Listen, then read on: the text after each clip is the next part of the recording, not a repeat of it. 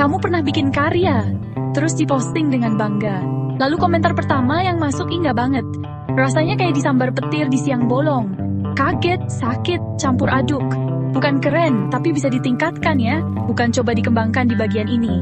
Tapi cuma, ih, jelek. Terus kamu scroll dan diem. Rasanya kayak diludahin pakai emoji.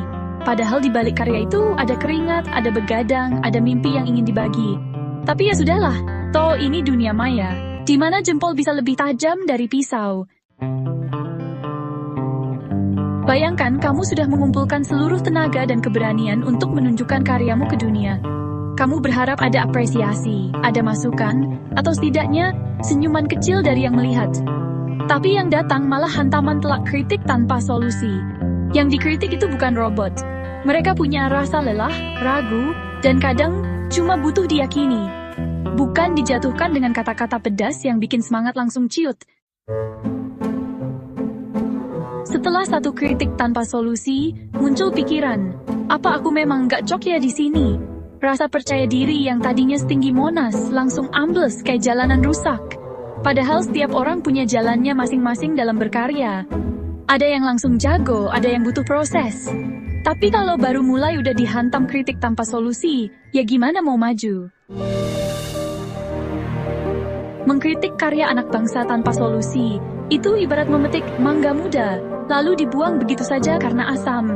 Padahal kalau diberi waktu dirawat dengan baik, mangga itu bisa matang, manis, dan bisa dinikmati bersama. Begitu juga dengan karya anak bangsa. Mereka ini ibarat benih yang baru tumbuh, butuh dukungan, bukan cercaan. Chapter 4, Salah Fokus. Daripada fokus ke bagian yang bisa dikembangkan, mereka malah sibuk mikirin omongan pedas tadi. Mikirin kok bisa sih dia bilang gitu? Apa iya karyaku seburuk itu? Dan pertanyaan-pertanyaan lain yang bikin gak bisa tidur. Akhirnya, energi yang seharusnya dipakai buat berkarya, malah habis buat meratapi komentar negatif.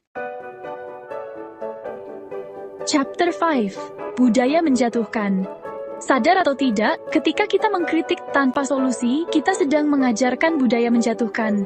Netizen lain jadi mikir, oh boleh ya ngomong kayak gitu tanpa kasih jalan keluar? Dan akhirnya, budaya saling menjatuhkan ini jadi lingkaran setan yang susah dihentikan. Chapter 6, Luka di Hati. Jangan pernah meremehkan kekuatan kata-kata.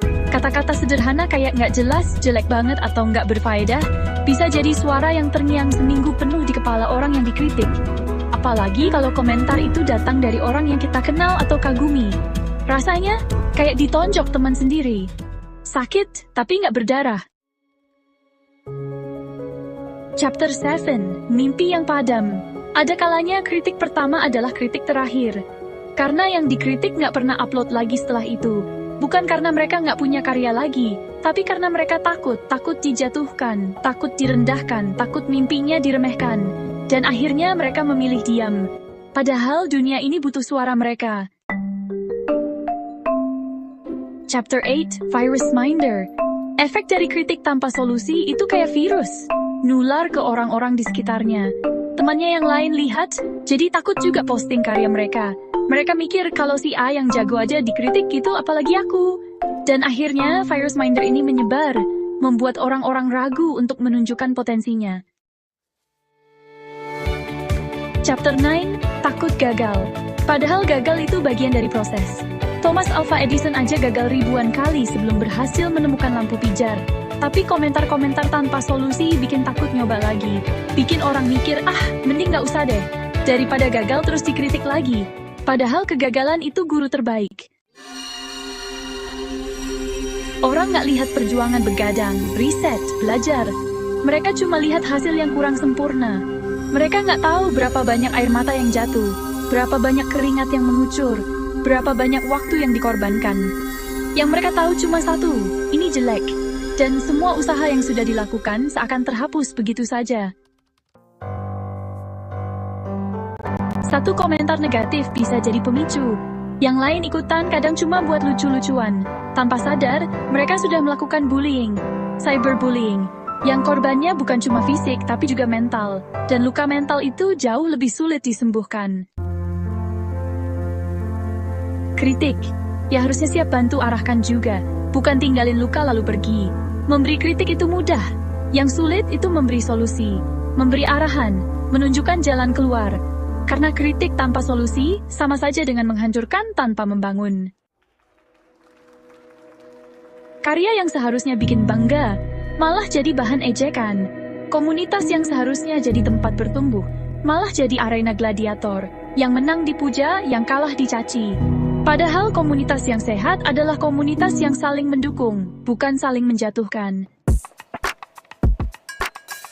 Di era digital ini semua serba cepat, termasuk dalam berkomentar. Tombol enter cepat ditekan, tapi nggak pernah mikir lama-lama, ini komentar ngebantu atau nyakitin. Padahal sekali kata terucap, tak bisa ditarik kembali. Orang yang berkarya sebenarnya sedang bicara. Mereka menuangkan isi hati, pikiran, dan mimpi mereka ke dalam karya. Tapi komentarmu bikin mereka memilih diam. Memilih untuk menyimpan karya mereka di tempat yang jauh dari jangkauan mata. Dan dunia kehilangan kesempatan untuk menikmati keindahan yang seharusnya bisa mereka bagi. Kritik itu penting, tapi kalau nggak disertai solusi, ya jadinya cuma ocehan. Kalau kamu nggak bisa bantu membangun, setidaknya jangan rubuhkan pondasinya. Karena siapa tahu, karya anak bangsa yang kamu bilang nggak banget itu 10 tahun lagi dipajang di Museum Nasional. Tinggal kamu yang masih komentar pedas di akun gosip.